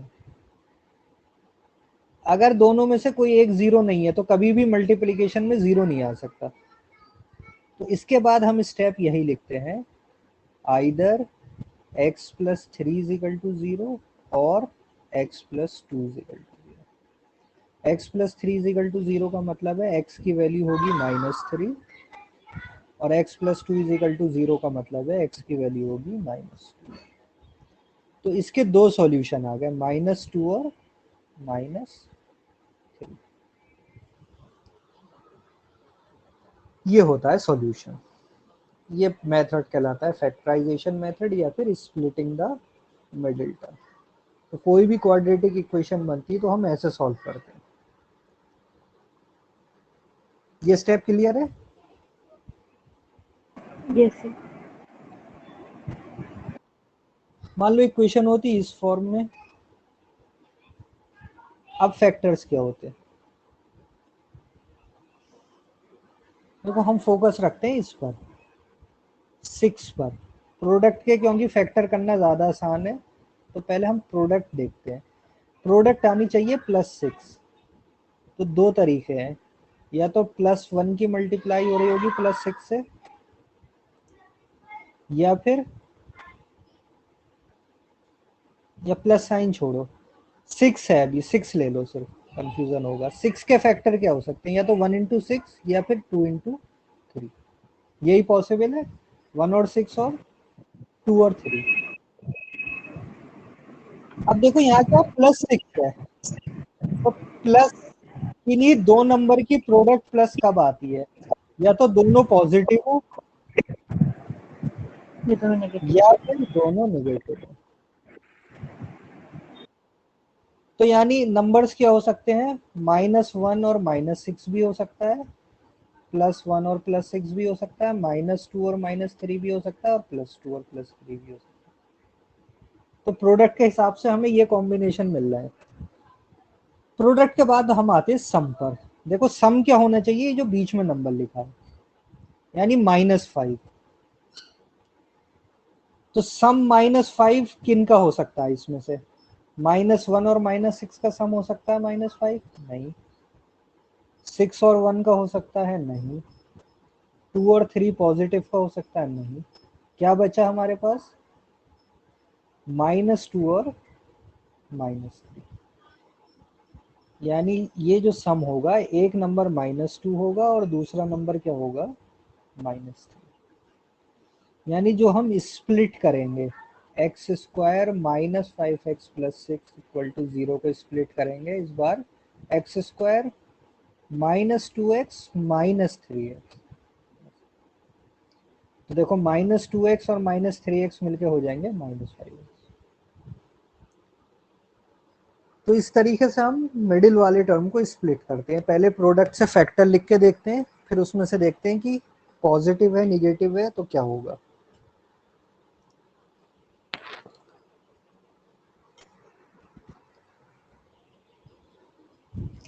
फैक्टर लिख लिए तो फिर वही सिंपल प्रोसेस, x कॉमन लो, x -2, यहाँ माइनस कॉमन लिया, x -2 कॉमन ले लिया। फिर क्या करेंगे, either x -2 is equal to 0, तो उससे वैल्यू आ जाएगी x is equal to 2, either x -3, इससे वैल्यू आ जाएगी 3। यानी x की वैल्यू क्या होगी इस बार? सॉल्यूशन क्या होगा? 2 और 3।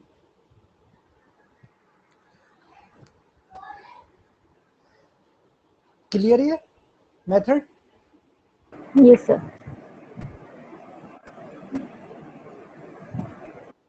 सेकंड मेथड देखो, सेकंड को थोड़ा डिटेल में समझ लेते हैं सेकंड मेथड को, क्योंकि उसमें कुछ और चीजें भी आएंगी। दूसरा मेथड है यूजिंग क्वाड्रेटिक फॉर्मूला। हमने अभी तक क्या पढ़ा कि स्टैंडर्ड फॉर्म होती है ax² + bx + c = 0। जैसे मैंने अभी जो सॉल्व किया है, इसी वाले को मैं करके देखता हूँ। x² -5x + 6, आधे घंटे बाद। ये है क्वाड्रेटिक फार्मूला। देखो x की वैल्यू डायरेक्ट बताता है, x की वैल्यू होती है -b plus minus under root d upon 2a। ये जो d है इसको हम कहते हैं डिस्क्रिमिनेंट, इसे हम कहते हैं d, और इसकी वैल्यू होती है minus b² minus 4ac। Minus नहीं है, b² माइनस 4ac होती है वैल्यू। यहाँ तक मैंने जो लिखा है ये समझ में आया ही नहीं, ये बताओ। मैंने क्या लिख रहा हूँ कि क्वाड्रेटिक फार्मूला होता है कि कोई क्वाड्रेटिक इक्वेशन अगर इस फॉर्म में है तो उसका सॉल्यूशन में डायरेक्ट ऐसे लिख सकता हूँ, x is equal to -b plus minus under root d upon 2a। तो b तो तुम्हें पता है, ये दिख रहा है, ये हैगा b।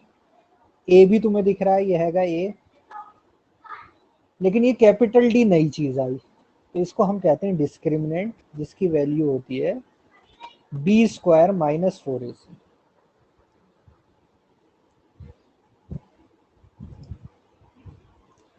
अब इसको हम अप्लाई करके देखते हैं इस क्वाड्रेटिक इक्वेशन में। इसमें a की वैल्यू कितनी है ये बताओ मुझे,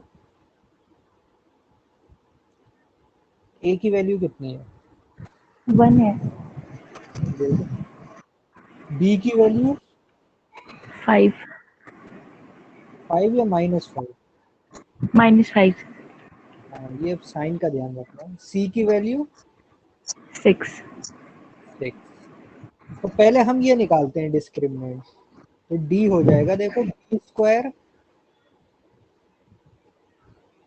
माइनस 4a इंटू सी। कितना आ गया देखो 25 माइनस 24, कितना आ गया 1। तो d की यानी डिस्क्रिमिनेंट की वैल्यू क्या आ गई 1।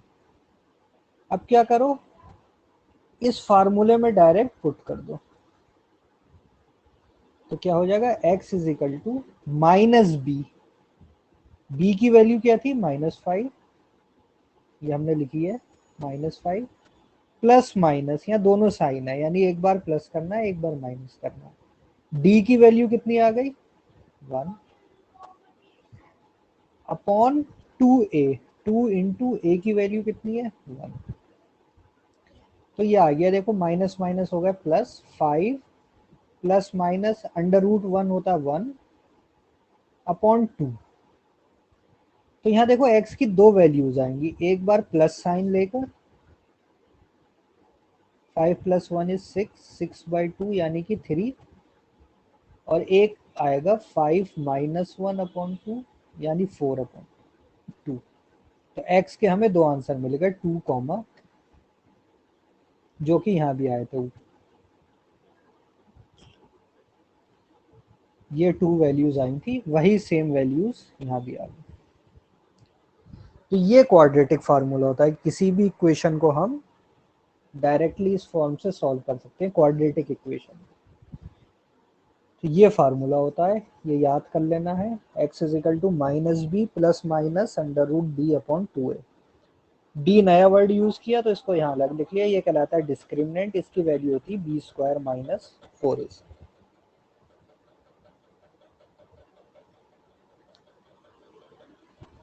क्लियर?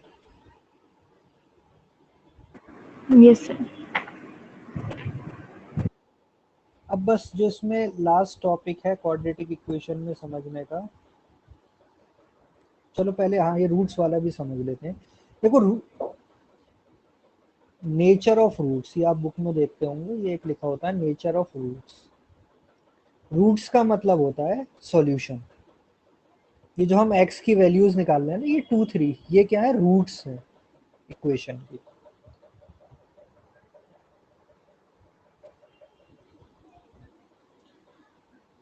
तो ये याद रखना सिंपल है, ये डिपेंड करता है d की वैल्यू पर। अगर d की वैल्यू लेस देन 1 होती है, यानी अगर निगेटिव आ जाए, तो हम सिंपल कह देते हैं नो रियल रूट्स या फिर नो सॉल्यूशन। अगर आप कोई ऐसी क्वाड्रेटिक इक्वेशन आई जिसमें आपने इस डी की वैल्यू निकाली, बी स्क्वायर माइनस 4ac निकाला और आंसर क्या आ गया निगेटिव, लेस देन 1 नहीं, लेस देन 0, अगर निगेटिव आ गया यानी मान लो डी की वैल्यू आ गई -1, तो फिर उस क्वाड्रेटिक इक्वेशन का कोई सॉल्यूशन नहीं हो सकता, रियल सॉल्यूशन नहीं हो सकता। ये जो टाइप्स ऑफ नंबर में याद आ रहा है हमने डिस्कस किया था कि स्क्वायर रूट में अगर माइनस आ जाए तो वो रियल नहीं रहता, वो क्या बन जाता है, इमेजिनरी। तो यहाँ देखो हम x का सॉल्यूशन लिखते हैं, x is equal to minus b plus minus under root d upon 2a। तो अगर d निगेटिव हो गया, लेस देन 0 है, तो ये क्या फॉर्म बन रही होगी, यहाँ कोई निगेटिव नंबर आ रहा होगा, अंडर रूट ऑफ -2 मान लो। तो इसकी वजह से ये जो पार्ट है अंडर रूट निगेटिव में, तो नंबर्स क्या रहेंगे, अब रियल नहीं हो गए, ये क्या बन जाएंगे, इमेजिनरी। तो नॉर्मली हम जो क्वाड्रेटिक सॉल्व करते हैं वो रियल नंबर्स के लिए करते हैं, तो हम कह देते हैं इसकी कोई रियल रूट पॉसिबल नहीं है, हम कह देते हैं नो रियल रूट या फिर नो सॉल्यूशन। क्लियर। तो कभी भी क्वाड्रेटिक इक्वेशन बना रहा है उसमें डी निगेटिव आया तो वहीं हमें क्वेश्चन एंड कर देना है कि इसका कोई सॉल्यूशन नहीं है। ये फर्स्ट पार्ट। सेकंड है d इज इक्वल टू 0। देखो अगर d 0 हो जाए, ये जो पार्ट है plus minus under root d वाला, ये क्या हो जाए, 0 हो जाएगी, तो x की वैल्यू क्या आ जाएगी, -b अपॉन 2a। यानी कितने सॉल्यूशन आ रहे हैं, एक वैल्यू आ रही है ना सिर्फ x की, तो हम ये कहते हैं कि इसके क्या है, इक्वल रूट्स है, यानी दोनों जो सॉल्यूशन है वो आपस में इक्वल हैं, इक्वल रूट्स, या फिर सेम सेम रूट, यानी दो रूट्स तो हैं लेकिन उसकी वैल्यू आपस में क्या है, इक्वल है, तो इक्वल रूट्स कह देते हो। तो याद रहेगा अगर d इज इक्वल टू 0 इसका मतलब क्या है, इक्वल रूट्स। जैसे मैं तुम्हें देता हूं x square plus 2x plus 1 equal to 0, इसमें d की वैल्यू निकाल के बताओ क्या आ रही है।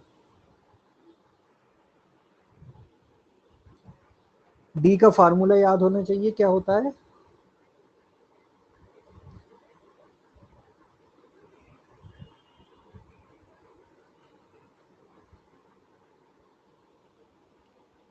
d is equal to b square minus 4ac।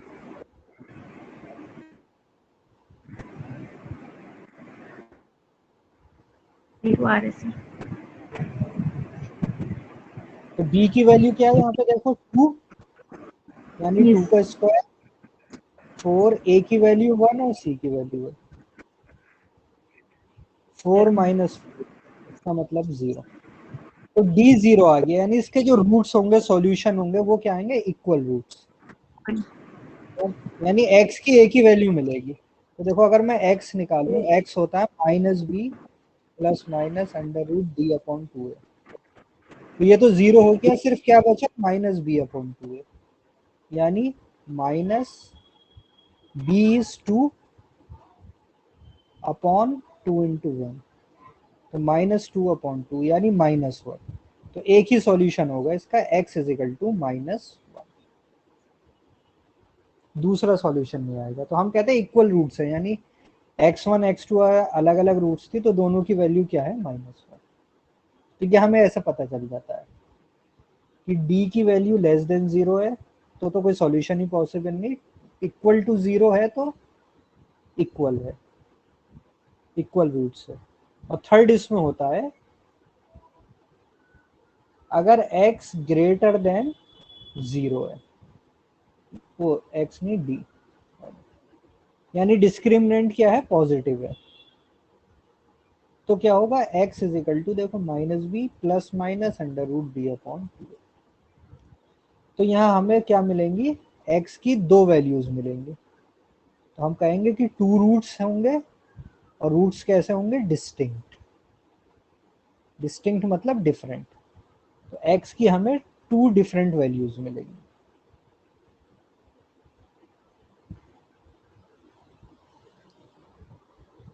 तो याद रहेगा d ग्रेटर देन 0 यानी d पॉजिटिव है, तो two different values, d is equal to 0 है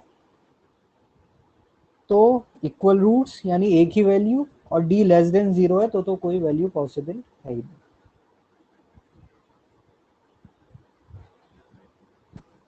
इसमें थोड़ा सा हम एक्सटेंशन और कर देते हैं कि देखो ये अंडर रूट डी है, अगर डी क्या आ जाए? परफेक्ट स्क्वायर आ जाए। परफेक्ट स्क्वायर यानी कि जैसे 9, 16, 36, तो ये रूट हट जाएगी। अगर परफेक्ट स्क्वायर होगा डी, मान लो डी की वैल्यू है 9, तो ये अंडर रूट डी हट जाएगा, क्या बचेगा यहाँ? +-3। तो हम कहेंगे कि रूट कैसी होंगी? Roots are rational. भाई कोई इंटीजर बनेगा या कोई फ्रैक्शन बनेगा एक्स के वैल्यूज का, तो वो क्या होंगे? रेशनल होंगे। लेकिन अगर d क्या हो? d is not a perfect square. ये सारे केसेस बात हो रही है जब d ग्रेटर देन 0 है। अगर d is not a perfect square तो हम कहेंगे रूट्स आर इर्रेशनल। तो रूट्स कैसी आएंगी? इर्रेशनल। जैसा मान लो मैं एक इक्वेशन लिख लेता हूँ, x² + 3x + 5, ये है मान लो। इसकी रूट्स मुझे चेक करनी, तो मैं क्या करूंगा? d की वैल्यू निकालूंगा। d is equal to b² यानी कि 9 - 4ac, ये हो जाएगा 9 - 20 यानी -11। तो d लेस देन 0 है, तो मैं क्या कहूंगा? रूट्स कैसे होंगी इसकी? नॉट पॉसिबल, या फिर not real root. Real roots possible नहीं, क्योंकि d क्या आ गया? -11। अगर मैं ऐसे ले लूं x² + 7x + 5,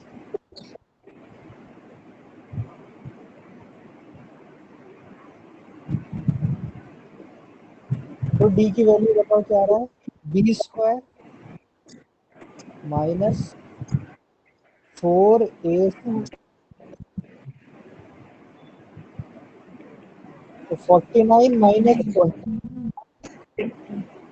29। तो इसकी कैसी होंगी? टू रूट्स होंगी। लेकिन हम एक एडिशनल चीज और बता सकते हैं कि d क्या है? नॉट अ परफेक्ट स्क्वायर है, तो रूट्स कैसी होंगी? इरेशनल। इरेशनल होंगी। क्योंकि जब मैं x की वैल्यू लिखूंगा तो -b, देखो -7 ± √d लिखता हूँ, ये इस फॉर्म में आएगी x की वैल्यू -7 + √29 -7 -√29/2।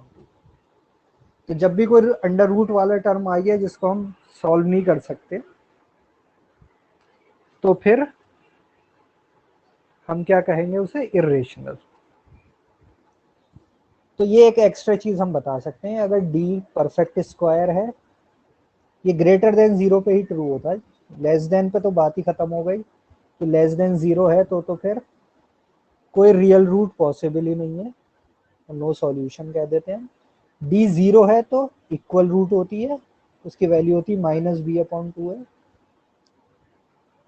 और d ग्रेटर देन 0 है तो फिर दो रूट्स होंगी अलग अलग, और उसमें भी हम बता सकते हैं कि d परफेक्ट स्क्वायर है तो रेशनल रूट्स होंगी, d अगर परफेक्ट स्क्वायर नहीं है तो इर्रेशनल रूट्स होंगे।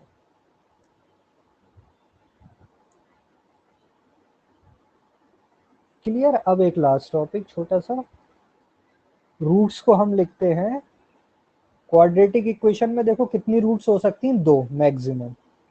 अब तक हमने यहाँ समझ लिया कि d ग्रेटर देन 0 है तो 2 रूट्स होंगी, d इक्वल टू 0 है तो 1 रूट होगी, मतलब 1 आपस में इक्वल होगी, और अगर d लेस देन 0 है तो नो रूट। तो रूट्स को हम देखो बुक में देखा होगा तो इस टाइप के सिंबल से रिप्रेजेंट कर देते हैं, अल्फा और बीटा से। तो एक जो बस हेल्पफुल लास्ट रिलेशन है वो है सम ऑफ रूट्स, यानी अल्फा प्लस बीटा जो होता है वो इक्वल टू होता है माइनस बी अपॉन ए, और प्रोडक्ट ऑफ रूट्स जो होती है अल्फा इंटू बीटा होता है सी अपॉन ए। और हम क्वाड्रेटिक इक्वेशन को लिख सकते हैं, अगर s से मैं सम ऑफ रूट्स दिखा रहा हूँ, p से ये दिखा रहा हूँ, तो x square minus S x plus P. जैसे मान लो मैंने तुम्हें दे दिया है कि अल्फा है 2 और बीटा है 3, रूट्स दे दी, तो मैं पूछूं क्वाड्रेटिक इक्वेशन क्या होगी, तो हम क्या करेंगे, सिंपल इनका सम कर दो 5, इनकी प्रोडक्ट कर दो 6। तो इस फॉर्म में हम लिख देते हैं, हम लिखेंगे x square minus 5x plus 6 is equal to 0। तो ये ऐसी क्वाड्रेटिक इक्वेशन है जिसके रूट्स ये हैं 2 और 3, रूट्स मतलब सॉल्यूशन। तो x square minus 5x plus 6 को मैं सॉल्व करूंगा तो x की एक वैल्यू 2 आएगी और एक वैल्यू 3 आएगी।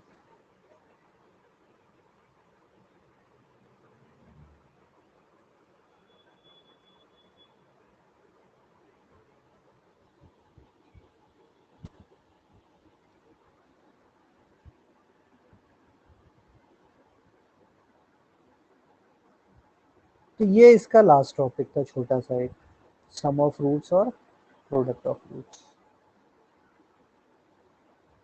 जैसे अगर तुम्हें डायरेक्ट कोई क्वाड्रेटिक इक्वेशन दे रखी है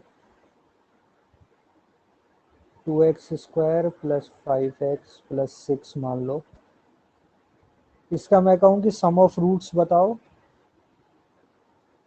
और प्रोडक्ट ऑफ रूट्स बताओ,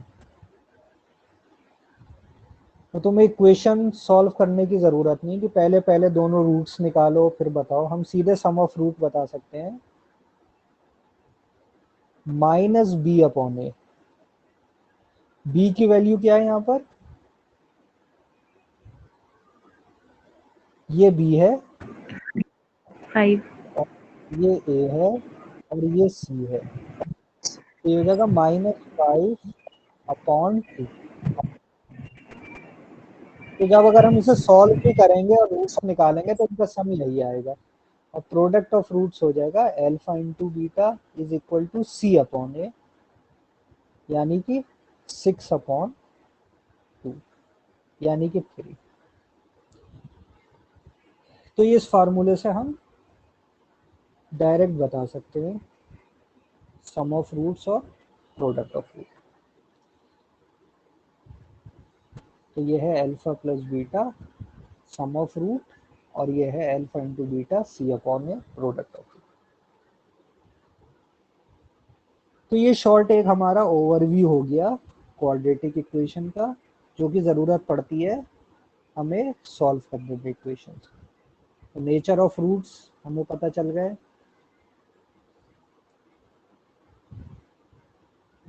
अभी आ रहा है ये। तो आज के जो टॉपिक थे वो हमारे, फिर तुम्हें याद होगा, लीनियर इक्वेशन से शुरू किया था। लीनियर इक्वेशन को 2 वेरिएबल्स में अगर हैं तो 2 इक्वेशन चाहिए हमें। उसे सॉल्व करने का सबसे इजी मेथड क्या है, एलिमिनेशन। अगर सॉल्व करना है, अगर सॉल्व नहीं करना है, ऑप्शन में से कुछ हिंट मिल सकता है, तो डायरेक्ट क्या करो, ऑप्शन पर क्लिक कर दो, ऑप्शन से उसमें से चूज करते चले जाओ, वैल्यू रख के देख लो, हो जाएगा। 3 वेरिएबल हैं और 3 लीनियर इक्वेशन है, तो कैसे सॉल्व करना था, उसमें हमें फर्स्ट और फर्स्ट और सेकंड में से हम एक वेरिएबल एलिमिनेट कर देंगे, मान लो z, और फिर सेकंड और थर्ड में से Second. वेरिएबल कर देंगे z, तो दो इक्वेशन आ जाएंगी x और y के टर्म में। उसको सॉल्व कर लेंगे, x और y मिल जाएगा, और फिर x और y की वो वैल्यू किसी भी इक्वेशन में रख के z आ जाएगा। लीनियर इक्वेशन हो गई। वर्ड प्रॉब्लम दे रखा है तो उसे हम कन्वर्ट कर लेते हैं लीनियर इक्वेशन में, फिर उसे सॉल्व करना, और जहां जहां ऑप्शन में हेल्प मिलेगी इक्वेशन में, खासकर इक्वेशन वाले जो भी क्वेश्चन होंगे तो हम कोशिश करेंगे ऑप्शन ही देखो पहले, अगर नहीं है तो फिर हम कर लेते हैं। उसके बाद क्वाड्रेटिक इक्वेशन। क्वाड्रेटिक इक्वेशन क्या होती है? जिसकी डिग्री 2 होती है। क्वाड्रेटिक इक्वेशन को सॉल्व करते हैं फैक्टराइजेशन से या फिर क्वाड्रेटिक फार्मूले से। क्वाड्रेटिक फार्मूला ये होता है x is equal to minus b plus minus under root d upon 2a। इसमें नेचर ऑफ रूट बता सकते हैं हम d के बेस पर। d अगर लेस देन 0 तो हम कह देते हैं कोई रियल रूट पॉसिबल नहीं, d इज इक्वल टू 0 है तो 1, और d लेस देन 0, वो d ग्रेटर देन 0 है तो दो रूट्स होगी, अलग अलग वैल्यूज होगी। उसमें भी d अगर हमें पता है परफेक्ट स्क्वायर है तो हम कह देते हैं रूट्स रेशनल है, d अगर परफेक्ट स्क्वायर नहीं तो रूट्स क्या होंगी? इर्रेशनल है। और लास्ट छोटा सा ये कि दो रूट्स हैं अल्फा बीटा, तो सम ऑफ रूट होता है minus b upon a, product of root होता है सी अपॉन दिस। तो ये और जो हमने कल पढ़ा, ये मिलके क्या होगा आपके कई आगे के चैप्टर में यूज होंगे। अब जैसे दो लीनियर इक्वेशन बन गई, मान लो रेशियो का क्वेश्चन है, तो फिर अब आपको सोचना नहीं है कि इक्वेशन कैसे सॉल्व करें। मेन अब आपका होगा मेथड कि बस कैसे इक्वेशन तक पहुंचे हम। इक्वेशन सॉल्व करना अब आ जाना चाहिए। कल का दिन लो, आप प्रैक्टिस करो कल दोनों इसकी जो हमने पढ़े थे, क्वेश्चंस देखो उसमें। फिर मंडे से हम शुरू करते हैं मेन जो टॉपिक्स हैं हमारे। मेन टॉपिक मतलब